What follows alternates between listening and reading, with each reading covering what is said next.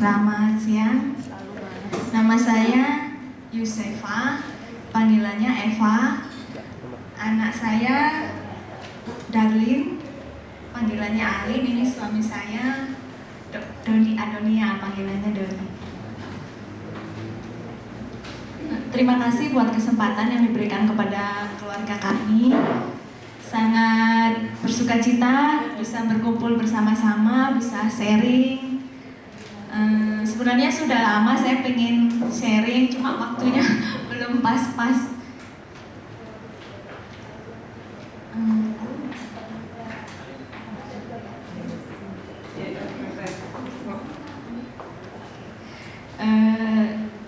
Untuk membuka acara ini, anak saya katanya mau kenalan.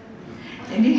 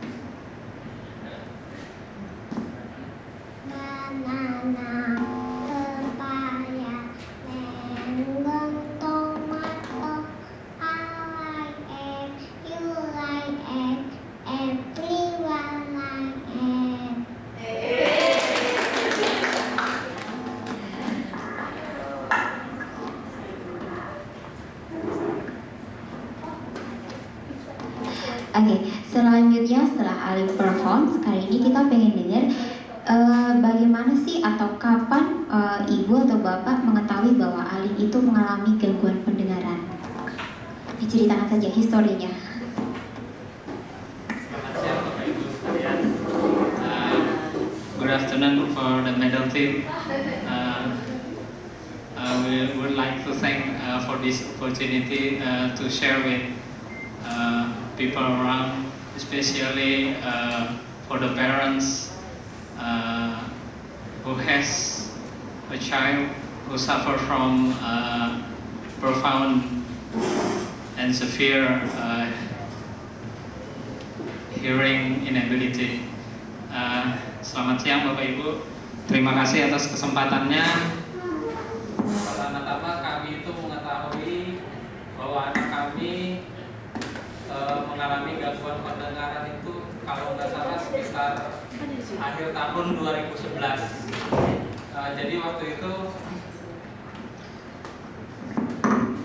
sebelumnya memang orang tua saya dan istri saya memang agak curiga bahwa Darlin mengalami gangguan pendengaran, tapi saya karena kurang pengetahuan waktu itu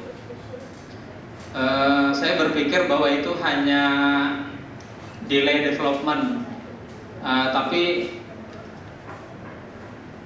karena saya juga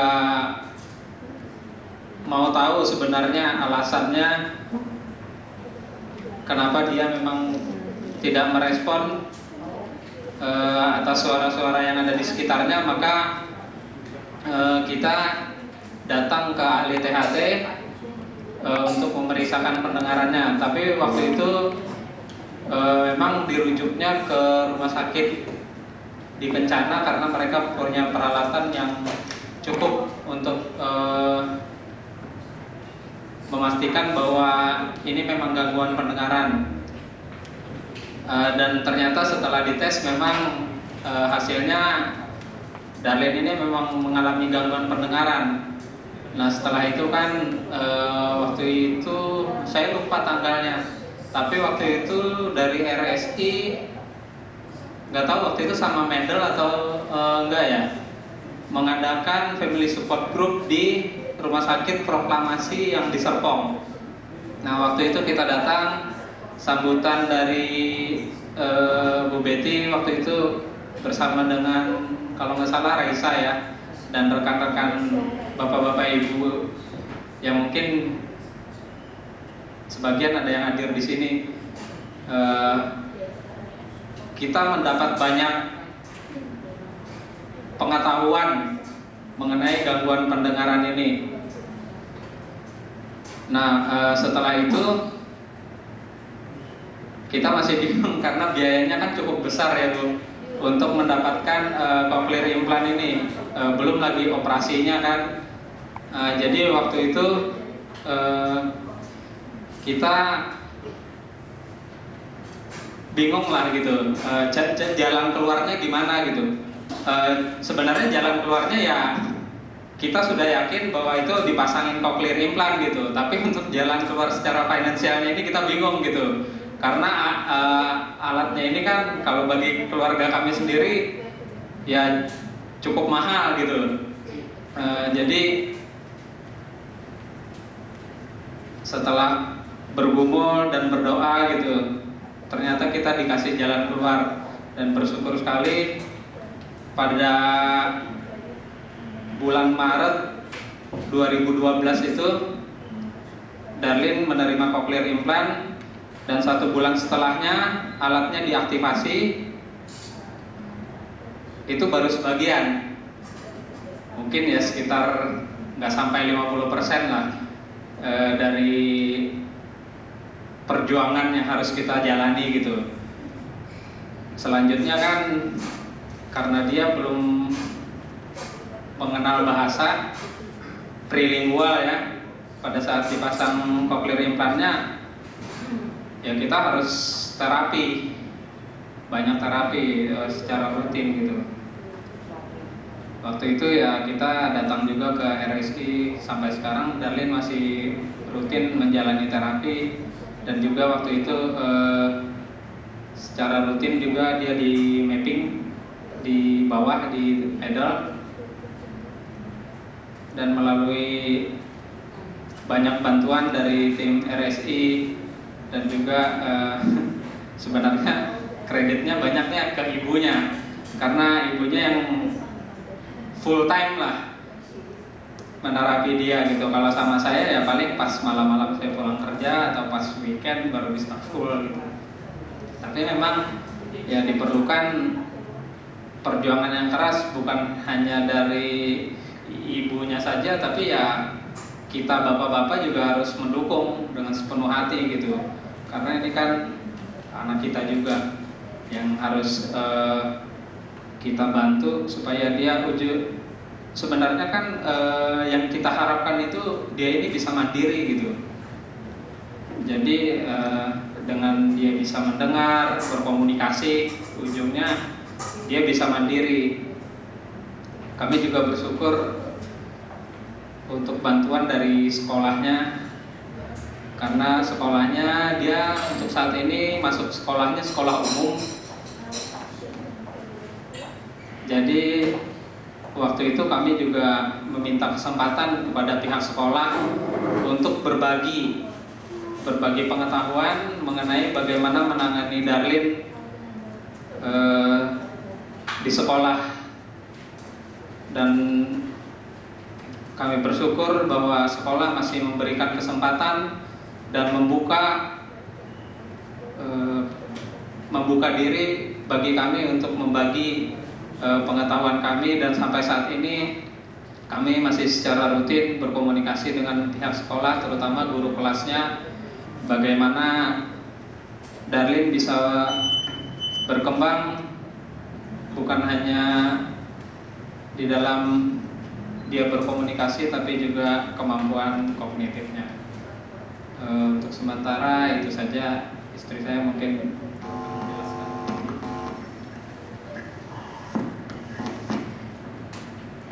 Makasih buat Bapak Alin, cukup singkat dan jelas. Dari tadi cerita Alin bagaimana didiagnosa, terus bagaimana Alin menjalani terapi. Terus yang paling penting di sini ternyata Bapak Alin ikut turut aktif ya di rumah untuk melatih bahasa Alin ya.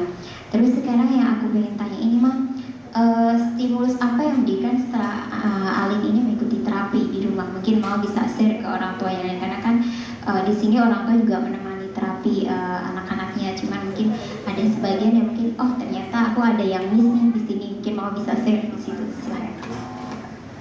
Terima kasih. Waktu pertama kita tahu anak kita gangguan dan diberi berkat untuk diimplan, kita menyadari bahwa implan atau alat itu hanya 10% dari langkah kita ke depan. Jadi PR-nya masih 90%. Kita harus menstimulus anak kita. Dari pengalaman saya terhadap anak saya Darlin, ada 3 poin yang kita terapkan. Pertama-tama ya anak itu sendiri, anaknya. Jadi orang tua harusnya adalah orang yang paling mengerti anak. Waktu kita implan, saya dan suami saya langsung berkomitmen bahwa anak saya ini memang harus kita yang pegang. Kita nggak percaya untuk ke orang lain, untuk dalam hal bahasanya. Lebih bagus kalau orang tua bisa full time bersama anak. Tapi kan kita nggak jarang ya banyak bapak ibu yang bekerja. Tapi dari pengalaman saya kan bekerja, suami saya bekerja. Yang utama itu adalah komitmen. Bagaimana suami istri bisa bersama-sama. Saya bersyukur suami saya sangat membantu. Jadi kalau pagi saya bekerja, kalau suami saya bekerja, saya handle anak saya.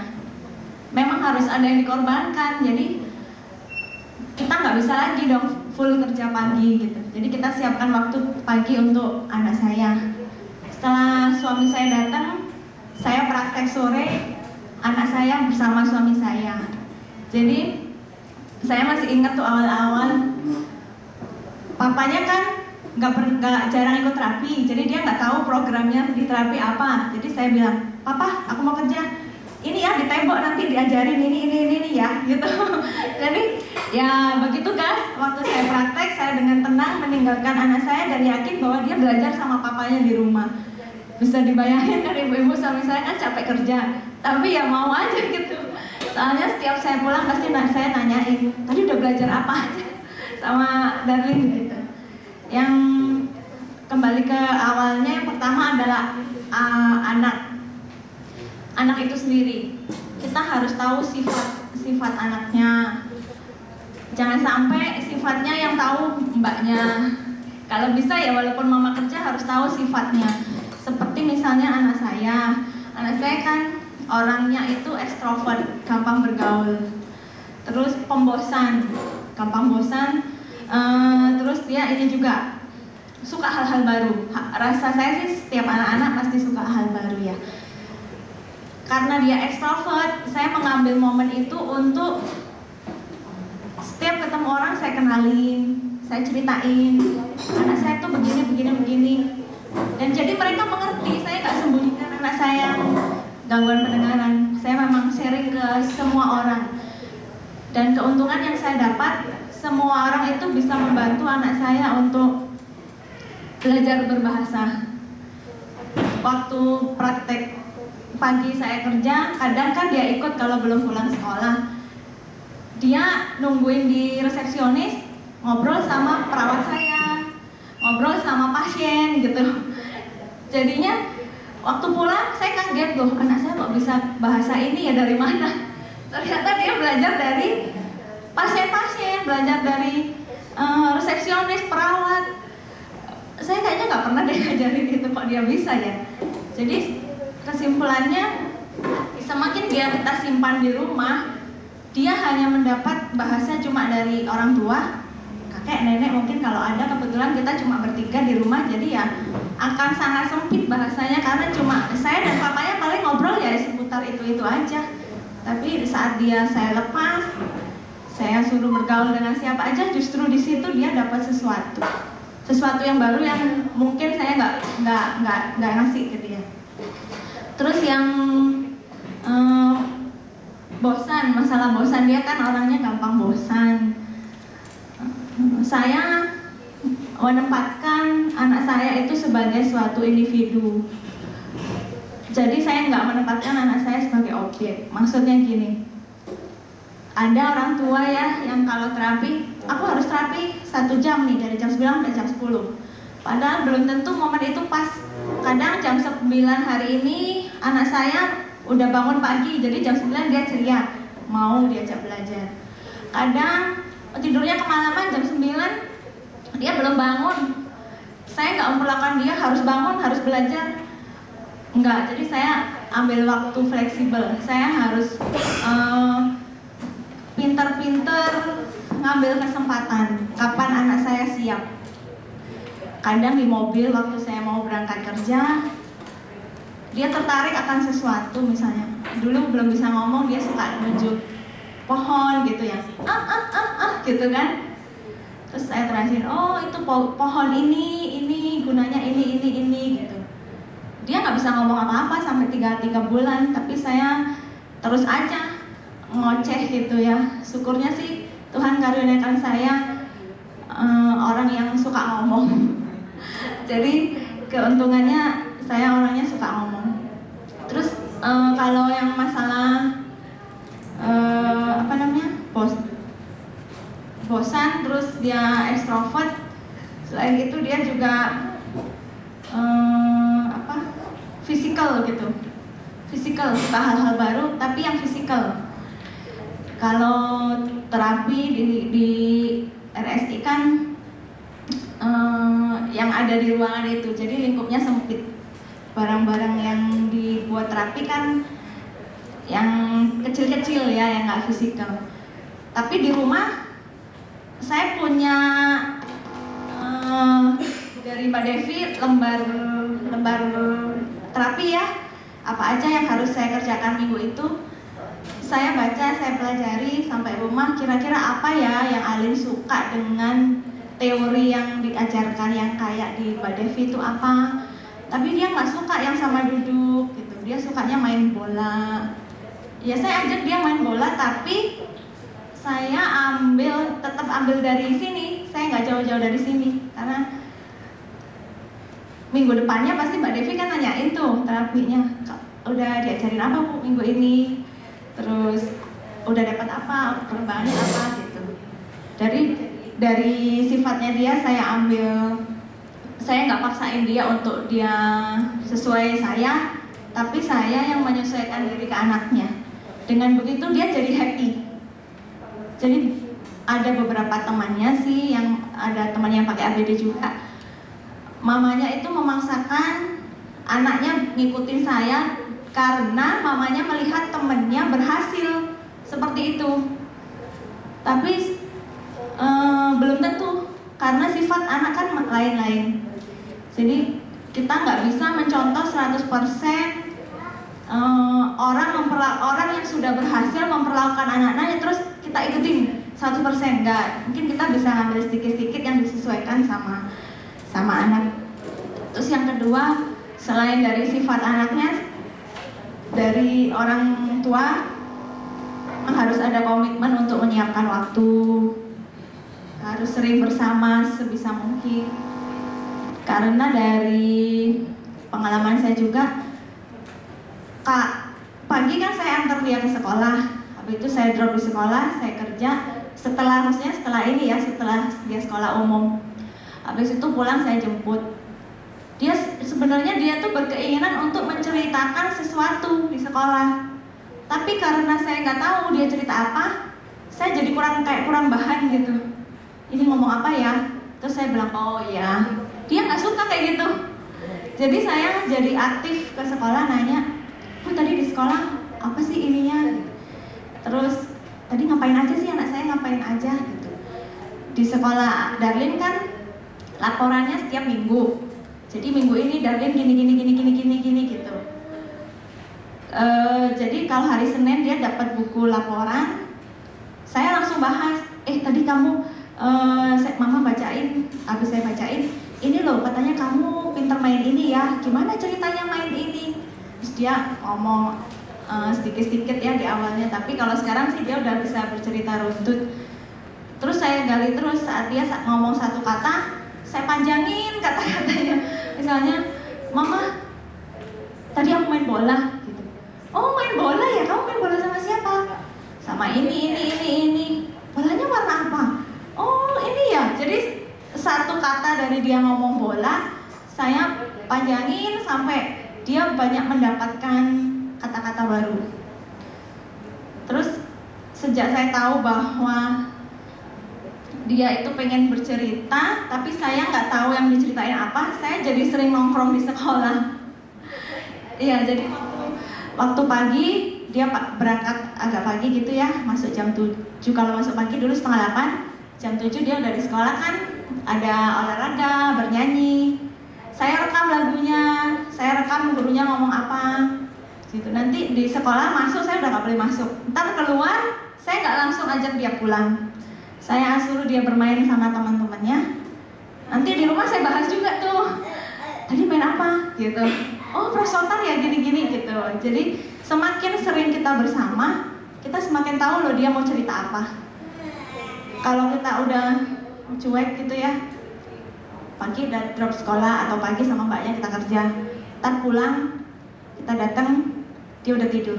Kita taunya apa? Dia bangun pagi doang. Apa yang mau diomongin gitu. Semakin kita sering, jadi semakin tahu apa yang dia mau omongkan. Kalau dia udah ngomong, kita panjangin sampai dia mungkin bosen dengar kata kita ngomong gitu. Terus kasih dia pujian secukupnya lah, nggak usah berlebih gitu. Pinter. Jadi kalau gurunya ngomong pinter, dia pasti saya kasih tahu. Tadi bu guru bilang kamu pinter loh, kamu udah bisa baca ini. Temenmu nggak bisa nangis ya? Terus dia cerita, iya mama, si Yosi itu nangis loh dapat net note. Jadi kalau nggak bisa baca, gurunya bilang net note gitu. Aku nggak dapat net note loh, aku langsung bisa boleh main. Habis aku bisa baca, aku bisa main. Oh iya hebat gitu. Saya besarkan aja hatinya. Karena kalau anak kecil udah diambil hatinya, dia jadi apa ya, enak gitu. Jadi kalau dia tahu kita sayangi, dia akan menyayangi kita lebih lagi gitu. Kadang ya nggak mungkin lah orang tua nggak nyayangin anaknya, ya pasti nyayangin. Cuma seberapa banyak kita mengungkapkan, memeluk, menyium, gitu. Jadi dia lebih merasa menjadi seseorang, merasa pede, merasa lebih pede karena disayangi. Terus selain sifat anaknya, terus kerja sama orang tuanya, lingkungan juga sangat mendukung. Lingkungan sekolah, lingkungan rumah, saudara. Kalau ada saudara, kebetulan Ain masih anak tunggal, jadi dia nggak punya saudara kandung. Cuma saya nggak berkecil hati. Setiap ada kesempatan saya tidak pernah membiarkan dia sendirian. Kalau di rumah nggak ada saudara, saya nggak berputus asa dia diam di rumah sendirian. Saya undang teman-temannya pulang sekolah. Jadi setiap pulang sekolah, mereka kan suka antar jemput travel tuh ya. Saya deketin aja mamanya, mama, aku anterin deh. Anaknya jadi nggak usah travel. Jadi mereka lebih hemat, nggak bayar travel. Saya punya waktu paling nggak setengah jam sampai 1 jam, anak saya sama temannya di mobil ngobrol gitu. Kalau misalnya di sore sebelum saya praktek itu, habis dia mandi, kalau bangunnya cepat, suka saya kasih sepeda. Dulu waktu masih awal-awal, suruh main sepeda sama teman-temannya, belajar dari lingkungan. Kalau hari Minggu, dia saya terjunkan aktif di gereja, di sekolah minggu. Di situ kan ada belajar menyanyi, belajar menari, gitu. Terus belajar musik. Dia di situ. pulang dari sekolah minggu, teman-temannya saya ajak pulang lagi. Jadi ada teman sekolah yang saya ajak pulang. Kalau hari Minggu kan libur, nggak bisa ngajak sama teman sekolah, saya ajak teman sekolah Minggu pulang. Jadi rumah saya kayak taman bermain. Terus saudara-saudara juga saya libatkan. Kalau sekarang kan dia tahapnya ini ya, apa namanya, telepon. Dia lagi belajar telepon gitu ya. Jadi saya kasih tahu ke saudara-saudaranya, nanti kalau dari telepon angkat ya, ajak ngobrol gitu. Jadi saya kasih HP sendiri, dia belajar telepon sama saudara-saudaranya, saya isiin pulsa.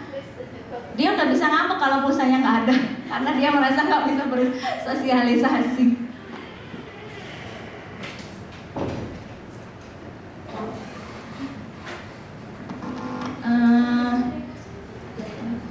Ada dia hafal passwordnya, saya salah pencet.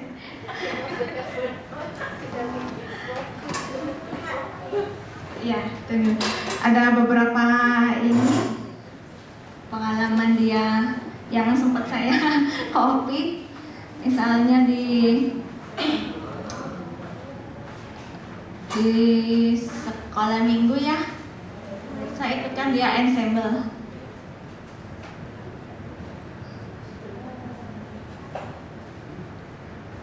Darlin yang sebelah kiri ya.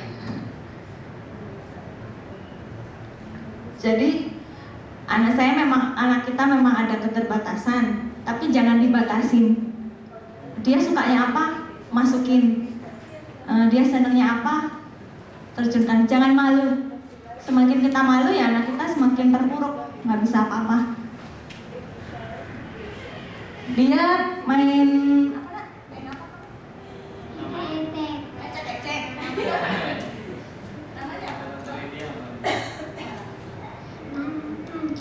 namanya marak. Dia karena masih 5 tahun, dia marakas. Memang sih kelihatannya sepele, dia penggembira ya. Tapi dia senang banget. Terus dia mendengarkan lagu, nggak langsung bisa. Jadi saya minta ke guru ensemble-nya, saya ditulisin lagunya, di rumah saya ajarin. Waktu tampil dia bisa. Terus kata gurunya, dia paling kenceng loh Bu suaranya. Karena dia pede. Ini yang di gereja, jadi lingkungan gereja. Kalau yang di sekolah, mana? Oh iya, di sekolah sih fashion show sih. Itu siapa namanya? Malin. Itu siapa? Yesa. Itu Alin. Dia bilang, aku orang Batak, tapi aku pakai baju Jawa. Papanya kan Batak, saya Jawa.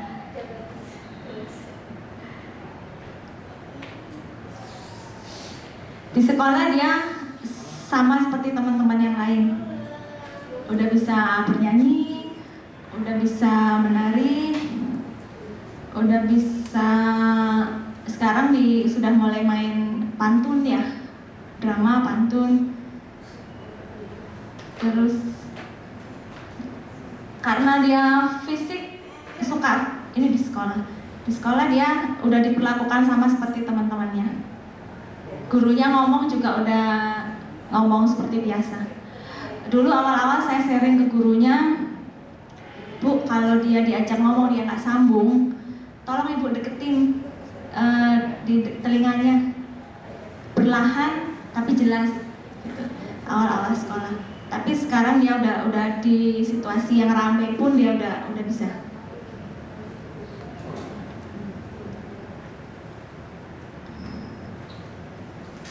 Dia sukanya olahraga. Dulu waktu saya tanya dia mau minta olahraga apa, dia minta bola. Saya bilang ke papanya, senang sih ada temannya main bola. Tapi jangan bola dong, kita arahkan aja ke seni ya, tapi yang fisik gitu. Akhirnya dia